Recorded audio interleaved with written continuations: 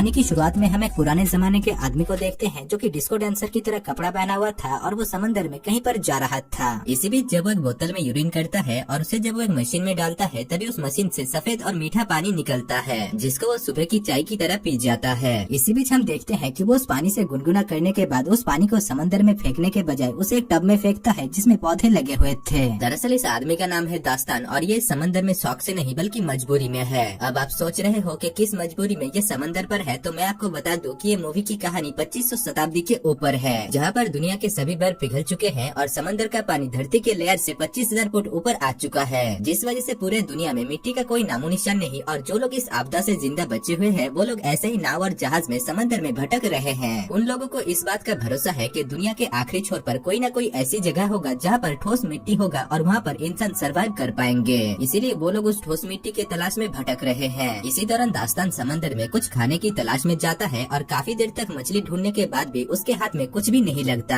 और वो जब अपने जहाज के ऊपर आता है तभी वो एक दूसरे नाव को देखकर उससे बात करने की कोशिश करता है। वो कहता है कि समंदर में अगर कोई अजनबी एक दूसरे के साथ मिलते हैं तो वो लोग एक दूसरे का सामान अदला बदली करते हैं, लेकिन वो आदमी उसके साथ कोई भी सामान की अदला बदली करने से मना कर देता है और कहता है कि मैं भिखारियों के साथ अपनी कीमती सामान को अदला बदली नहीं करता। दरअसल उस आदमी ने दास्तान के जहाज से एक संतरा चुराया है और इसीलिए वो दास्तान को इग्नोर करके वहाँ से जाने लगता है। लेकिन तभी वहाँ पर दो समुद्री लुटेरे भी आ जाते हैं जिसको देखकर वो आदमी दास्तान को वो संतरे दिखाकर अपने बोट को लेकर वहाँ से भागने लगता है। पर दास्तान को जहाज चलाना काफी अच्छी तरीके से आता था, इसलिए वो अपने जहाज को उस आदमी के नाव के पीछे भगाता है और आखिर में वो उस नाव को बहुत बुरी तरीके से तोड़कर वहाँ से चला जाता है। दूसरी तरफ हम उन दोनों लुटेरों को देखते हैं जो कि हाथ में AK-47 लेकर उस आदमी को पकड़ लेता है और उसे जान से मार डालता है। इसके बाद दास्तान अपने जहाज को लेकर समंदर के ऊपर मौजूद एक कबीले के पास जाता है और अपने पास मौजूद कुछ कबाड़ी के सामान को उन्हें दिखाता है। यहाँ पर उनका सरदार वो सामान लेने से मना कर देता है और कहता है कि हमें इन सामानों की कोई भी जरूरत नहीं है। दरअसल ये जगह इस समंदर का स्टेट बैंक है जहाँ पर सारे व्यापारी बिजनेस करने के लिए आते हैं, जहाँ पर उन लोगों के सामान के बदले में उन्हें पैसे मिलते हैं। यहाँ पर दास्तान उन्हें अपने पास रखी हुई मिट्टी को दिखाता है और वो लोग अपने टीन पत्ती के दरवाजे को खुल जा सिमसिम कहकर दास्तान के लिए खोल देते हैं। असल में चारों तरफ पानी होने की वजह से मिट्टी की कीमत अभी सोने से भी ज्यादा है और वो लोग इस मिट्टी से अनाज की खेती कर सकते हैं, इसीलिए वो लोग उस मिट्टी को वजन करते हैं और दास्तान को उस मिट्टी के लिए 4% देते हैं। लेकिन दास्तान उनसे कहता है कि इस मिट्टी के लिए उन्हें 4% नहीं बल्कि 8% देना होगा, जिसको सुनने के बाद वो लोग मान जाते हैं। इसके बाद दास्तान उन पैसों को लेकर एक दुकान पर जाता है जो कि सिर्फ एक नाम का ही दुकान था, क्योंकि उस दुकान में ऐसा कोई भी सामान नहीं था जिसको दास्तान खरीद सके। इसीलिए दास्तान वहाँ पर पैसे देकर पानी पीता है और टमाटर का एक पेड़ खरीदता है जिसके लिए उसे अपने आधे सिक्के उस दुकानदारिनी को देना पड़ता है जिसका नाम थी देवसेना। अब दास्तान जब अपने सामान को लेकर वहाँ से जा रहा था तभी कबीले के कुछ लोग उसके पास आकर उसे उस कबीले की एक लड़की के साथ संबंध बनाने के लिए कहते हैं और साथ ही साथ वो लोग ये भी कहते हैं कि ये लड़की जब तुम्हारे बच्चे की माँ बन जाएगी तब तुम हमारे जहाज की सभी कीमती सामान को लेकर यहाँ से जा सकते हो।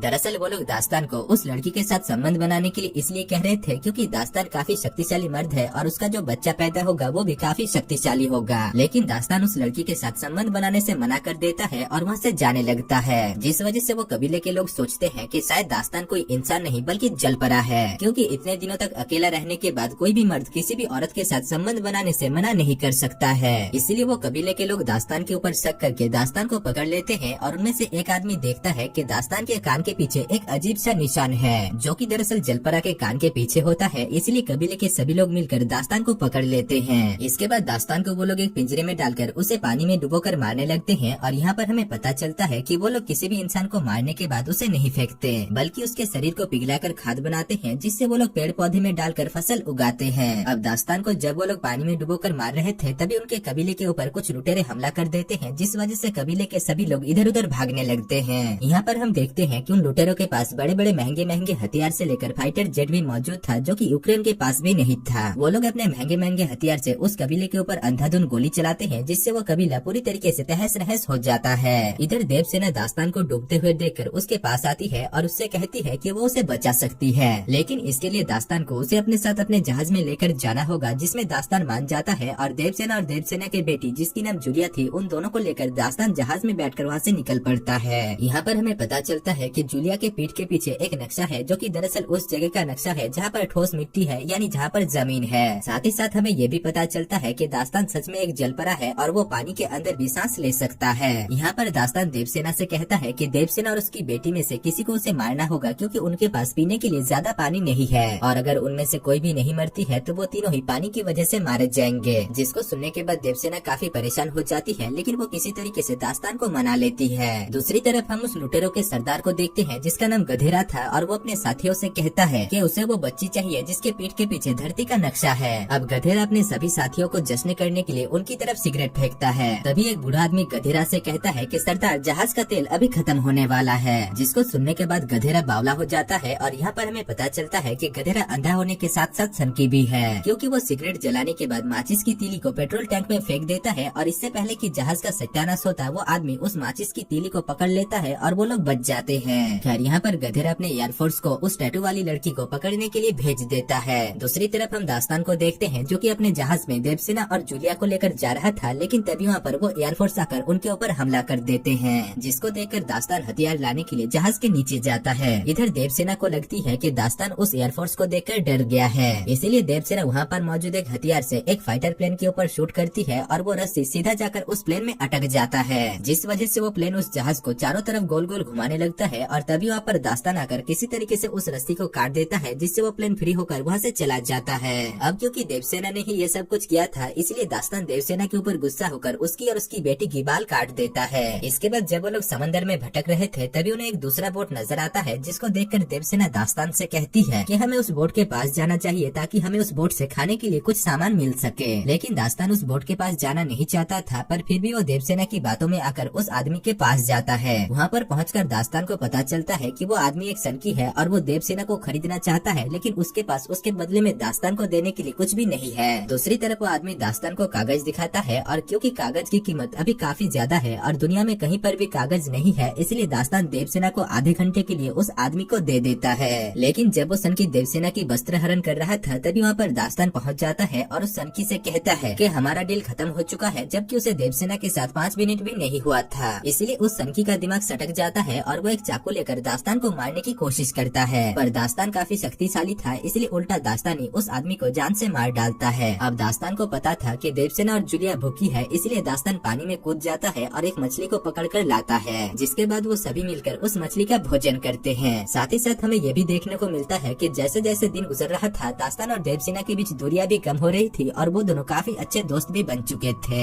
इसी दौरान एक दिन दास्तान देखता है कि उनके जहाज के पीछे एक नाव है, जिसको देखकर दास्तान को कुछ भी समझ में नहीं आता, पर जब देवसेना उस जहाज को देखती है तभी वो समझ जाती है कि वो जहाज समुद्री लुटेरों का है। इसीलिए वो दास्तान को बताती है कि वो समुद्री लुटेरे और वो लोग जूलियन के पीछे है, क्योंकि जूलियन के पीठ में दुनिया के आखिरी छोर में मौजूद धरती का नक्शा है। जिसको सुनने के बाद दास्तान देवसेना से कहता है कि ऐसी कोई भी जगह नहीं है। अब देवसेना कहती है कि हाँ होती है, क्योंकि उसे जब जूलिया मिली थी तब जूलिया के पास मिट्टी थी और मिट्टी सिर्फ धरती पर ही मिलता है। यहाँ पर हमें पता चलता है कि जूलिया देवसेना को पानी में बहते हुए मिली थी। इधर दास्तान को देवसेना की इस बात पर बहुत गुस्सा आता है और वो देवसेना को एक बॉक्स में डालकर समुद्र के नीचे लेकर जाता है और वहाँ पर पहुंचकर देवसेना देखती है कि समुद्र के नीचे बहुत सारे आलीशान बिल्डिंग है जो कि अभी पानी के नीचे डूब गए हैं। खैर जब वो लोग पानी से बाहर आते हैं तभी वो दोनों देखते हैं कि समुद्री लुटेरे उनके जहाज के ऊपर कब्जा कर लिया है और अब वो लोग उनको भी पकड़ लेते हैं। लेकिन क्योंकि उन दोनों को जूलिया के बारे में कुछ भी पता नहीं होता, इसलिए वो दोनों कहते हैं कि उन्हें जूलिया के बारे में कुछ भी पता नहीं है। जिसको सुनने के बाद लुटेरों का सरदार गधेरा अपने लोगों को दास्तान और देवसेना को मारने के लिए कहते हैं। दूसरी तरफ हम जूलिया को देखते हैं जो कि जहाज के नीचे छुप गई थी और वो उन दोनों को मरते हुए सुनकर जहाज से बाहर आ जाती है। इसके बाद हम देखते हैं कि गधेरा अपने साथियों को दास्तान और देवसेना को मारने के लिए कहता है, लेकिन दास्तान देवसेना को लेकर किसी तरीके से पानी में कूद जाता है। अब पानी के अंदर देवसेना दास्तान से कहती है कि वो पानी के अंदर सांस नहीं ले सकती है,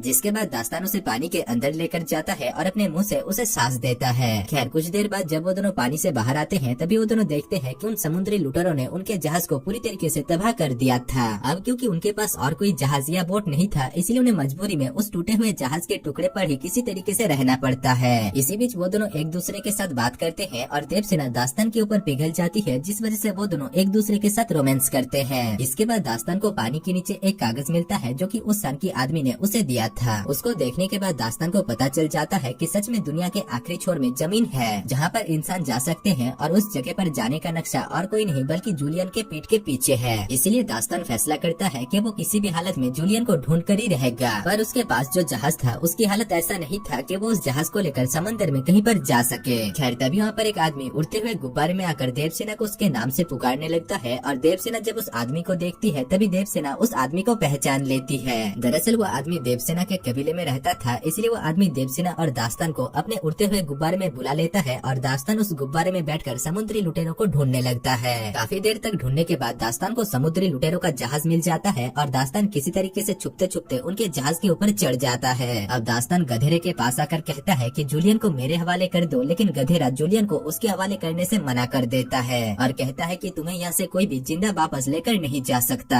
जिसके बाद हम देखते हैं कि दास्तान अपने पास मौजूद एक बम को पेट्रोल टैंक के अंदर डाल देता है, जिससे वहाँ पर एक तेज धमाका होता है और कई सारे समुद्री लुटेरे मारे जाते हैं। इसके बाद दास्तान जूलियन को ढूंढने लगता है और तभी हम देखते हैं कि अंधेरा जूलियन को लेकर प्लेन में कहीं पर जाने लगता है, लेकिन इससे पहले कि वो वहाँ से निकल जाता तभी दास्तान वहाँ पर आकर किसी तरीके से उस प्लेन को क्रैश करवा देता है। दूसरी तरफ उस उड़ते हुए गुब्बारे वाला आदमी वहाँ पर आ जाता है और दास्तान और जूलिया को गुब्बारे के ऊपर चढ़ा लेता है। इसी बीच दास्तान देखता है कि उस जहाज में एक बड़ा सा धमाका होता है और सभी लुटेरे मारे जाते हैं। यहाँ पर हम देखते हैं कि गधेरा अभी तक मरा नहीं था और वो एक पिस्टल से दास्तान के ऊपर शूट करता है, लेकिन वो गोली दास्तान को नहीं लगता और जूलिया उस बैलून से नीचे गिर जाती है। पर इससे पहले कि गधेरा जूलिया को पकड़ लेता है, दास्तान किसी तरीके से नीचे आकर जूलिया को ऊपर उठा लेता है और वो सभी लुटेरे एक दूसरे के साथ टक्कर खाने की वजह से वहाँ पर एक धमाका होता है और वो सभी लुटेरे मारे जाते हैं। अगले सीन में हम देखते हैं कि उस बुढ़े आदमी को नक्शा पढ़ना आता था और वो जूलिया के पीठ के पीछे जो नक्शा था उसे पढ़ लेता है। जिसके बाद वो लोग फाइनली उस जगह पर पहुंच जाते हैं जहाँ पर ठोस मिट्टी है। अब जमीन पर पहुंचकर वो लोग काफी खुश हो जाते हैं और उन्हें वहाँ पर एक झोपड़ी दिखने को मिलता है, जिसके अंदर घुसते ही उन्हें वहाँ पर दो कंकाल देखने को मिलती है, जो कि दरअसल और किसी की नहीं बल्कि जूलिया के माता पिता की है। वहाँ पर वो टैटू करने वाले हथियार भी है, जिसके ऊपर उन लोगों ने जूलिया के पीठ के पीछे एक धरती का नक्शा बना दिया था। खैर इसके बाद दास्तान उन सभी को वहीं पर ही छोड़कर वहाँ से जाने लगता है, क्योंकि दास्तान एक जलपरा है और वो पानी में रहना ही पसंद करता है। और दोस्तों इसी के साथ ही इस खूबसूरत मूवी की कहानी खत्म हो जाती है।